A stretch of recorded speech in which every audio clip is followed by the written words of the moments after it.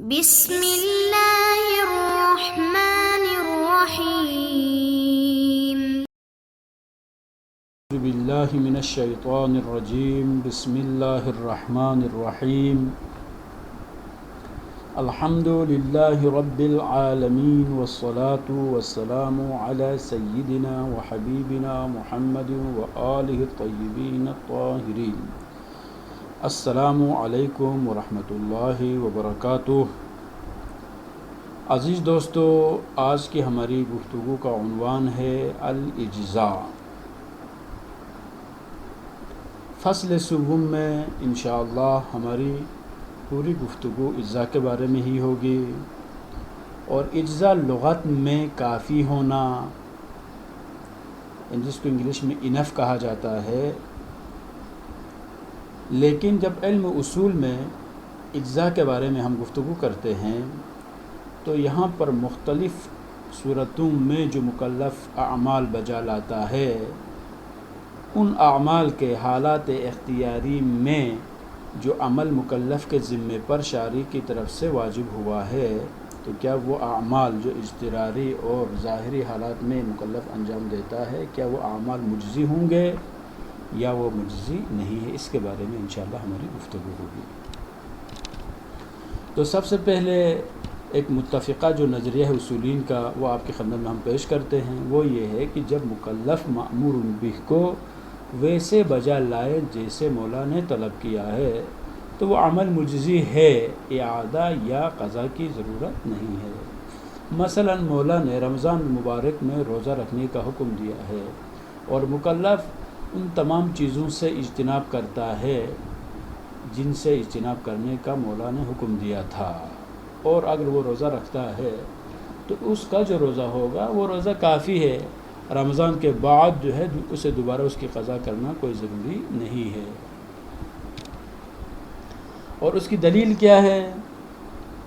اس کی دلیل یہ ہے کہ اس نے جو عمل انجام دیا ہے وہ عمل کافی ہوگا، لیکن شرط یہ ہے کہ اس میں کا مجزی ہونے کے لیے شرط یہ ہے کہ اس میں وہ تمام تر شرائط اور اجزاء موجود ہوں جس کے بغیر وہ عمل درست نہیں ہوتا، تو وہ عمل مجزی ہے۔ اس کو کہتے ہیں کہ یہ مسقط امر ہوگا، یعنی جس امر کو اس نے انجام دیا تھا اسے دوبارہ انجام دینے کی ضرورت نہیں پڑے گی۔ اب دلیل کیا ہے؟ دلیل یہ ہے کیونکہ دلیل یا ہیئت امر کی شکل میں ہوگی یا مادہ امر کی صورت میں۔ ہیئت تو صرف بعث پر دلالت کرتی ہے، اور مادہ صرف طبیعت کے لیے وضع ہوا ہے۔ مکلف نے ایک مرتبہ بجا لایا ہے، پھر دوبارہ بجا لانے کے حکم کرنے کا کوئی امر موجود نہیں ہے۔ یہاں پر مکلف نے ایک دفعہ صحیح سے انجام دیا ہے، تو یہاں پر دوبارہ سے انجام دینے کے لیے کوئی امر ہونا چاہیے، جبکہ یہاں پر وہ امر جو پہلے آیا تھا وہ امر ساقط ہو چکا ہے۔ جب وہ امر ساقط ہو چکا ہے تو پھر دوبارہ انجام دینے کے لیے اس کے پاس کوئی امر موجود نہیں ہے۔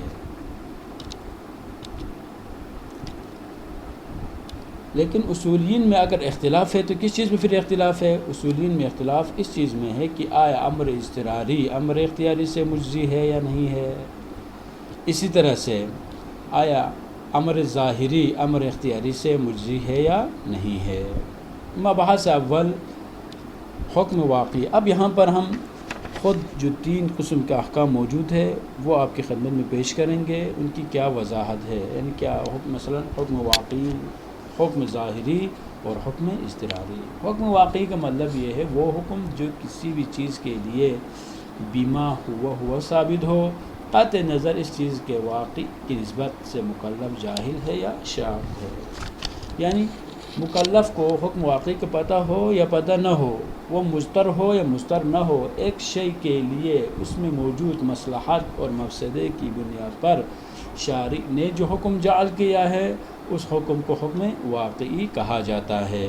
مثلا حالت اختیاری میں نماز واجب ہے، روزہ واجب ہے، حج واجب ہے، زکوٰۃ واجب ہے، خمس کیا ہے؟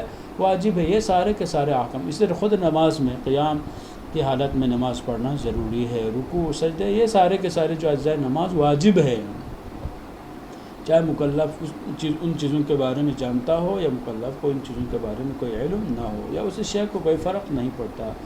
ایسے احکامات جو اشیاء کے لیے بما ہی شارع کی طرف سے وضع ہوئے ہیں ان کو حکم واقعی کہا جاتا ہے۔ اس کا ایک اور نام بھی ہے جس کو کہتے ہیں حکم اختیاری۔ حکم ظاہری پھر کیا چیز ہے؟ حکم ظاہری حکم واقعی سے جہالت کی صورت میں شارع کی طرف سے جو حکم جعل ہوا ہے اسے حکم ظاہری کہا جاتا ہے، جیسے وہ احکام جو امارات اور اصول عملیہ سے ثابت ہیں۔ مثال کے طور پر ہمیں معلوم نہیں ہے عصر غیبت میں نماز جمعہ واجب ہے یا واجب نہیں ہے۔ اگر خبر واحد یہ ثابت کریں کہ عصر غیبت میں شرائط اگر مکمل ہوں تو نماز جمعہ واجب ہے مثلا، یا اسی طرح سے اصول عملیہ کی مثال مثلا یہ ہے کہ ایک کپڑا ہے جس میں آپ نماز پڑھ رہے ہیں لیکن آپ کو یہ معلوم نہیں ہے کہ یہ لباس ابھی اس وقت پاک ہے یا نجس ہے، لیکن اس لباس کی جو حالت سابقہ کیا ہو، پاک ہو، تو اس کو کہتے ہیں مستصحب الطہارہ۔ آپ طہارت کا حکم لگاتے ہیں اور کہتے ہیں کہ یہ میرا لباس پاک ہے، اور اس پاک ہونے کے ساتھ آپ نماز پڑھتے ہیں تو وہ نماز کیا ہے؟ وہ نماز درست ہے۔ اس کے بعد تیسرا جو ہے حکم ہے وہ حکم اضطراری ہے۔ حکم واقعی کو انجام نہ دے سکنے کی وجہ سے، یعنی حالت اضطرار میں شارع کی طرف سے جو حکم جعل ہوا ہے اسے اضطراری کہا جاتا ہے۔ ہمارے پاس بہت ساری مثالیں موجود ہیں۔ مثال کے طور پر حالت اختیاری میں وضو کر کے نماز پڑھنا واجب ہے۔ حالت اختیاری میں مکلف اگر مجنب ہوا ہے تو اس کے لیے غسل کرنا واجب ہے کہ صبح جو ہے داخل ہونے سے پہلے اس کے لیے ضروری ہے کہ وہ غسل کرے، لیکن پانی موجود نہیں ہے۔ اب اس کے ذمے پر کون سا حکم آئے گا؟ اگر پانی موجود نہیں ہے تیمم کرنا ضروری ہے، تیمم کے ساتھ وہ نماز پڑھے گا۔ تو یہ جو تیمم کے ساتھ اس نے جو نماز پڑھی ہے اس کو کہتے ہیں حکم اضطراری، یعنی اضطرار کی وجہ سے، مجبور ہونے کی وجہ سے، مکرہ ہونے کی وجہ سے، مضطر ہونے کی وجہ سے اس نے جو حکم بجا لایا ہے اس کو کہتے ہیں حکم اضطراری۔ اب یہاں پر ہم سوالات کی طرف بڑھتے ہیں۔ کیا سوال ہے؟ سب سے پہلے اجزاء کی تعریف کریں، یعنی اجزاء کسے کہا جاتا ہے؟ اگرچہ ہم اس کے بارے میں ابھی گفتگو کر چکے ہیں، اجزاء یعنی مجزی ہونا۔ یہاں پر کامن جنرلی اور عام طور پر بعض جو ہے طلباء شک میں پڑ جاتے ہیں یہاں پر اجزاء پڑھنا ہے یا اجزاء، تو یہاں پر اجزاء پڑھنا ضروری ہے، اجزاء نہیں۔ اجزاء پڑھیں گے تو غلط ہو جائے گا۔ اجزاء جمع ہے، جز کی جمع ہے، جبکہ اجزاء ہے یعنی امتثال کا مجزی ہونا، کافی ہونا، مسقط امر ہونا، اس کو کہتے ہیں اجزاء۔ تو پہلا سوال یہ ہے کہ اجزاء کی تعریف کریں۔ اس اجزاء کی تعریف سے مراد یہاں پر اجزاء اصطلاح میں کسے کہا جاتا ہے؟ دوسرا سوال یہ ہے کہ اعادہ اور قضا کو واضح کرے۔ اعادہ کسے کہا جاتا ہے اور قضا کی کیا ڈیفینیشن ہو سکتی ہے، تعریف کیا ہو سکتی ہے؟ لیکن اس کا اگر میں خلاصہ بیان کروں تو اعادہ کا مطلب ہوتا ہے وقت کے اندر کسی عمل کو دوبارہ انجام دیا جائے تو اس کو کہتے ہیں اعادہ، اور قضا کا مطلب ہوتا ہے خارج وقت، وقت کے گزرنے کے بعد جو عمل انجام دیا جاتا ہے اس کو کہتے ہیں قضا۔ اب آپ اپنے الفاظ میں اعادہ اور قضا کو واضح کریں، یہ دونوں کیا چیزیں ہیں۔ تیسرا سوال یہ ہے حکم واقعی کی بعد ذکر مثال تشریح کریں۔ حکم واقعی، کس حکم کو حکم واقعی کہا جاتا ہے؟ آپ اپنی طرف سے چند مثالیں پیش کریں کہ یہ حکم واقعی ہے۔ اور لاسٹ جو ہمارا سوال ہے وہ یہی ہے کہ حکم ظاہری اور حکم اضطراری میں کیا فرق ہے؟ ہم نے پہلے دونوں کو بیان کیا ہے، حکم ظاہری کو بھی بیان کیا ہے اور حکم اضطراری کو بھی بیان کیا ہے۔ تو آپ یہ واضح کریں کہ حکم واقعی کیا چیز ہے اور حکم اضطراری کیا ہے۔ جب تک آپ ان تین چیزوں کو نہیں جانیں گے، یعنی کون کون سی چیزیں؟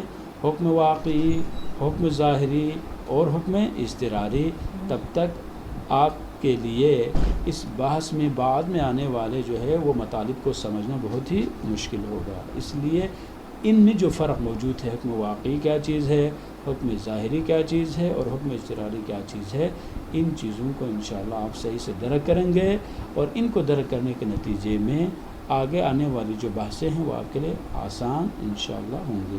والسلام علیکم ورحمۃ اللہ وبرکاتہ۔